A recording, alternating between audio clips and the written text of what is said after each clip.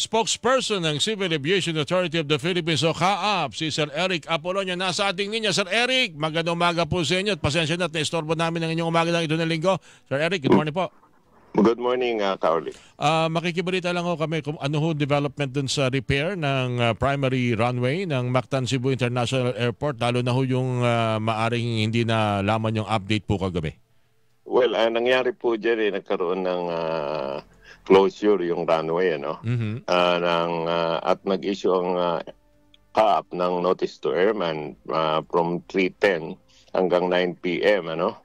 But as of 7:30, ang report sa amin ay fully operational na dahil ito ay under PPP, no? Okay. Pinatatakbo po ito nung Aboitiz Infra Capital. At ang information, 7:30, fully operational na po. Okay, 7:30 kagabi? Yes, sir. Okay ba, maganda rin naman pala. Akala ko 7:30 pa mamaya, 6:56 pa lang. Itong pangyayaring ito, ano ho ba ang, kumusta naman po ang tugon ng mga, lalo ng mga airline? Kasi kahapon talaga namang hanggang alas 6, may natatanggap ako mga complaint, mga report. Kumusta ho ba? May mga naririnig ho ba kayo at may, sa tingin ninyo, may maaring subject for investigation?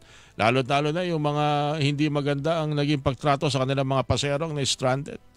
Well, actually po, ang mga pasero, mga protektado ng ating batas, Passenger Bill of Rights. Passenger Bill of Rights. At pwede sila mag-file niyan doon sa Civil Aeronautic Board just in case na ang pakiramdam nila ay medyo na argabyado sila, po pwede naman yun, ano? But for us kasi, especially itong operator na Aboitiz, yung safety ang importante. Dahil ang runway po, pag may mga potholes na ganyan, napakadelikado po yan, sa mga bumababa at pumapanik na aeroplano. So, hindi pwedeng i-compromise yung safety doon sa pagkaabala ng mga pasahero. Meron kasi kahapon parang binabanggit secondary runway. Yun ang kaigihan no? Na hindi lamang dapat isang runway ng mga, lalo na't international airport, Sir Eric. Tama po. Immediately, mga na nagamit nila yun for small aircraft lang. Yung mga single aisle, yung mga 737, 132. So, hindi mga pangmalalakihan.